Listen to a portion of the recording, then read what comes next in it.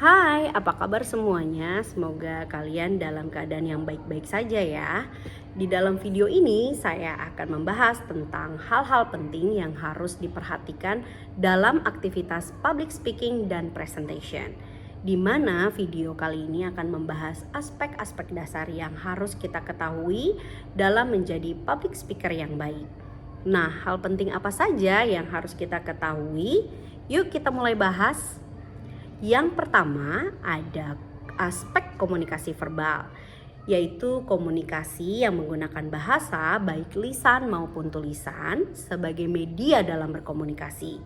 Dengan kata lain, komunikasi verbal adalah proses komunikasi dari komunikator kepada komunikan dengan menggunakan kata-kata yang diucapkan, dan itu merupakan isyarat verbal yang digunakan untuk tujuan komunikasi.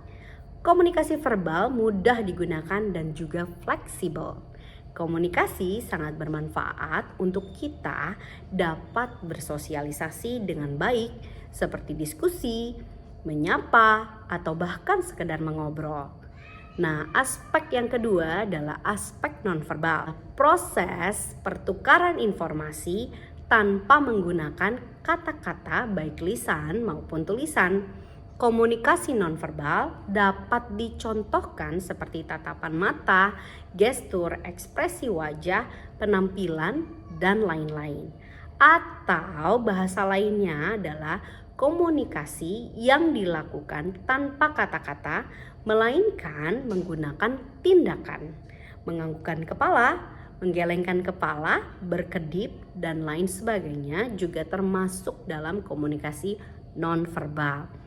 Nah, untuk aspek lainnya seperti artikulasi dan intonasi adalah satu hal yang digunakan untuk berkomunikasi yang berhubungan dengan tinggi dan rendahnya suara kita dalam memberikan statement atau pernyataan, bahkan juga ucapan.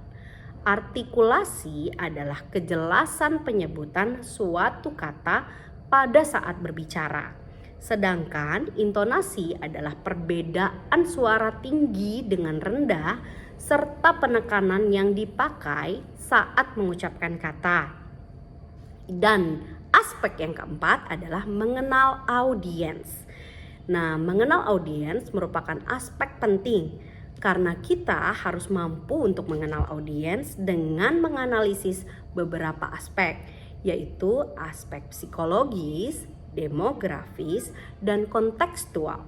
Aspek psikologis bertujuan untuk mengetahui apa yang diyakini dan juga dipahami oleh audiens, di mana kita perlu menganalisis aspek psikologis mereka dari pengetahuan mereka, masalah apa yang mereka hadapi, dan juga apa yang mereka harapkan dari materi yang telah disampaikan. Sedangkan aspek demografis meliputi latar belakang, tingkat pendidikan, ras, agama, dan juga suku, serta strata sosial mereka.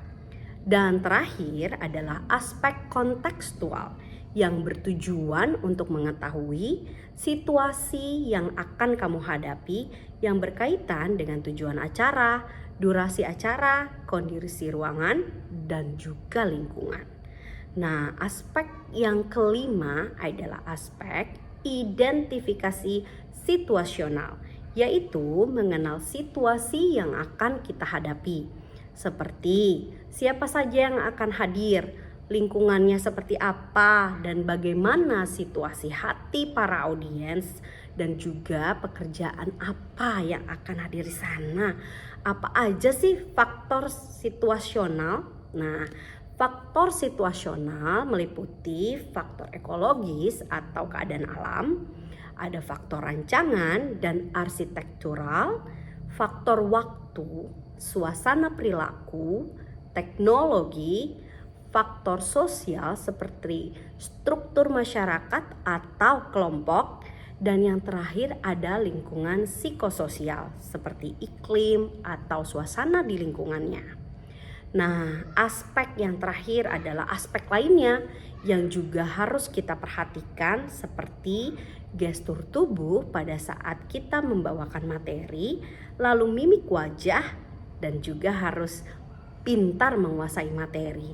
Menggunakan bahasa tubuh, menggunakan bahasa yang mudah dipahami oleh audiens, dan juga kita harus lebih banyak berlatih di depan cermin sehingga kita dapat pede untuk berbicara di depan halayak ramai.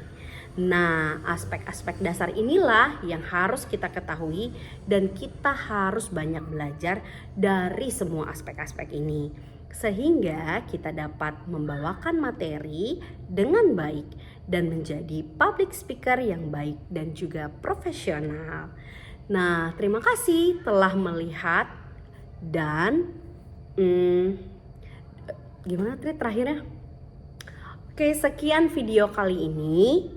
Karena kita sudah membahas aspek-aspek dasar yang harus kita pelajari tentang public speaking dan presentation. Sampai jumpa di video selanjutnya. Bye!